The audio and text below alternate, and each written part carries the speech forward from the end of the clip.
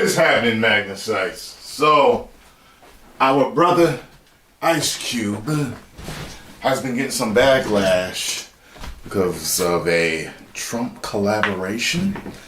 I heard about this.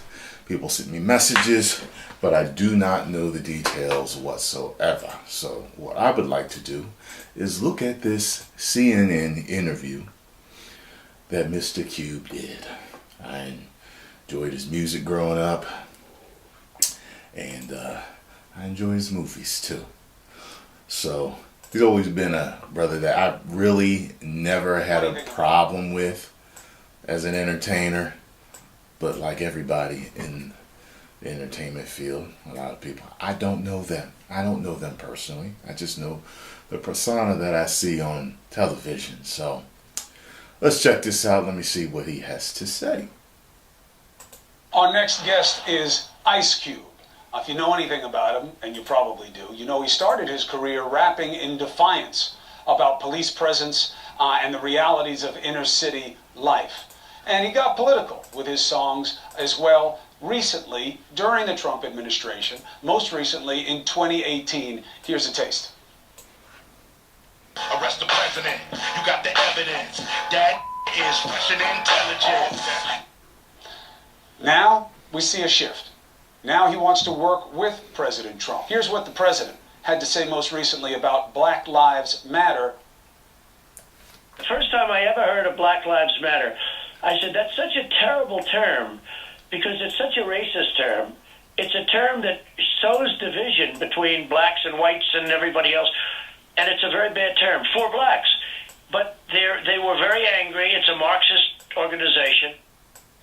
With all that going on, and how the president continues to speak about there being no systemic inequality, it's no shock that Ice Cube got some heat for deciding to work with the Trump administration. He wants to deal with it. I want to understand it. So should you. So here is Ice Cube on Prime Time. Thank you for taking the opportunity, brother. I appreciate it. Thanks for having me. Chris, your lead-ins are a little misleading. How so? Well, the Platinum Plan is not my plan. I came up with the contract with Black America, and I didn't run to go work with any campaign.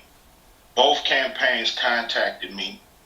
Both campaigns wanted to talk to me about the contract with Black America.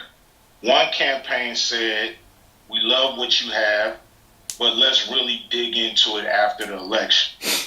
And one campaign said, we love what you have. Do you mind talking to us about it? And that's what I did. So I didn't run to nobody. And so that was real misleading to me. Well, I didn't say you ran to anybody. I said that you had taken a pivot. Well, you said I ran over to the Trump team instead of the Biden team. That's just not true. Well, but you are working with the Trump team instead of the Biden team, and people giving you heat for it. What do you say to them? Well, I'm willing to work with both teams, but I'm just working with whoever is willing to work with me. Okay. So the Trump campaign came to me and asked me to explain to them some of the contract with Black America. That's what I did. I'm not playing no more of these games, these political games. We're not part of a team. We have very raw problems, especially the wealth gap in this country when it comes to Black Americans. So I'm going to whoever's in power, and I'm going to speak to them about our problems specifically. I'm not going there talking about minorities. I'm not going there talking about people of color or diversity or none of that stuff. I'm going there for Black Americans, the ones who are the descendants of slaves. And that's what I'm going to talk to anybody who's in power with that. So if anybody got a problem with that, it seems like a personal problem. Well, here's the problem. It is very personal, as you know, for a lot of people of color, because they'll say, well, why would you pick Trump when he says there's no such thing as systemic inequality? I'm not picking nobody. He's the president.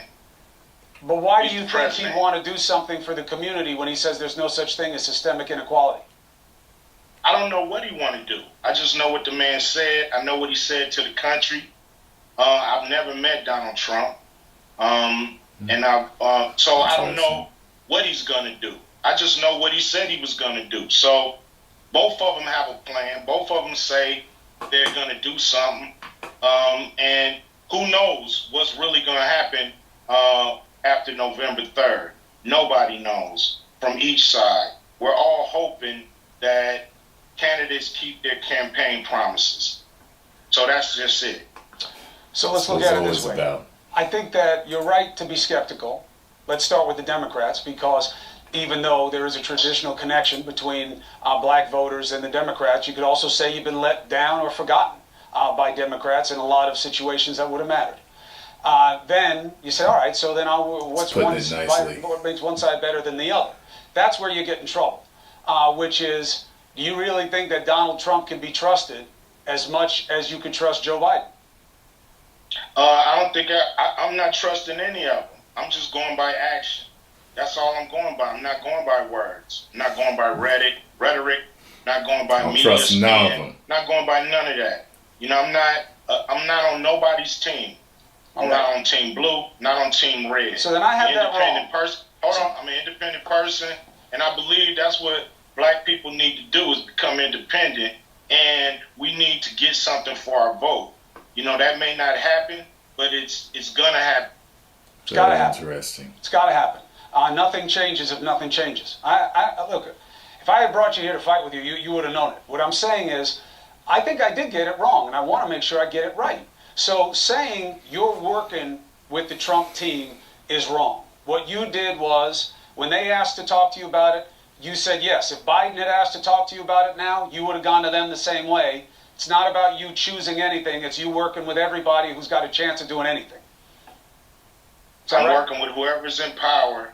Yeah, I'll work with both. Whoever's in power, I'm going to work with. So whoever wins, they'll hear from me. Okay, so Gotcha. I'm glad you came to clear it up. So Gotcha. Ice Cube is not with the Trump campaign. He's just giving his ideas, and anybody who wants to do something with them, fine.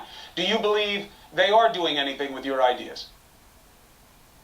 I believe, you know, they looked at the contract with Black America and they updated their plan. But it's their plan. Now, I have my plan. My plan is broad. It goes beyond the public sector. It goes into the private sector. Banks, you know, even the movie industry. So we got to deal with a lot of different, I think, companies, corporations, and even government when it comes to solving this problem. I believe it's a bipartisan problem. I believe it's a bipartisan problem when it comes to the issues, when it comes to blacks in America and what's going on. It's not a Democrat problem. It's not for them to solve. It's not for the Republicans to solve. It's for both of them to solve. They do it when it comes to debt ceiling. They do it when it comes to getting us in wars. They seem to come together when it's something that really affects America. And I don't think nothing affects America more than the situation that black Americans find ourselves in. This country is coming apart at the seams, and it's not going to come together after January 3rd, no matter who's the president, unless we deal with this wealth gap.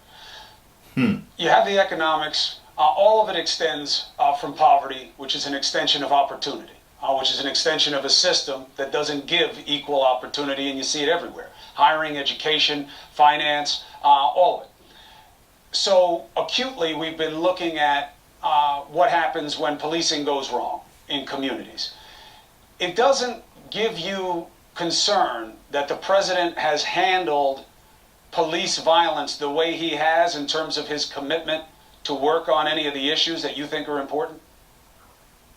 We've been dealing with police violence in this country from day one. So police violence is just part of our life here. So, you know, the thing is this. Once we get some capital, we'll be treated better.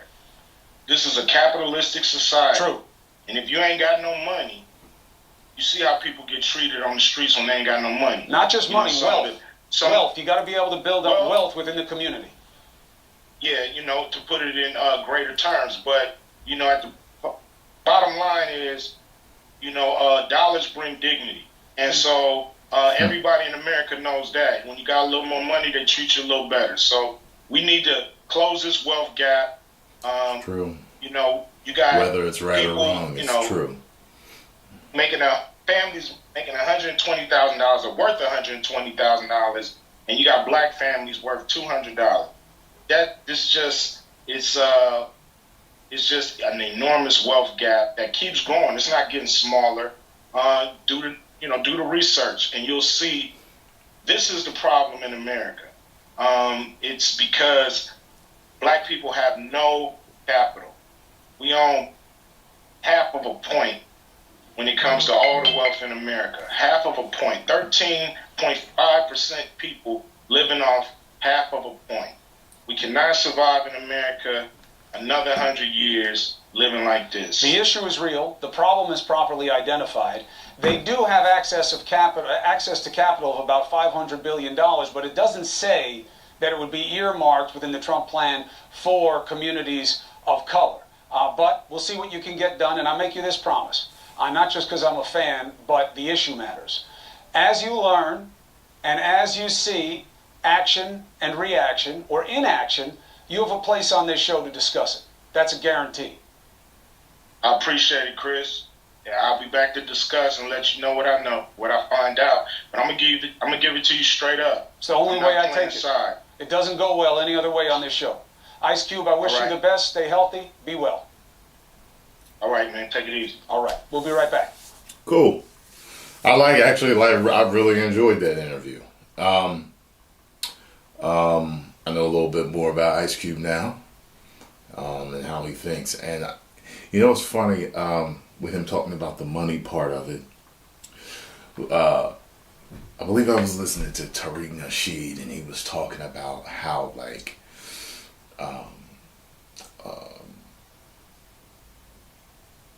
certain groups really know how to get stuff done because they know how to come together and they know how to put their money together when they're dealing with politicians.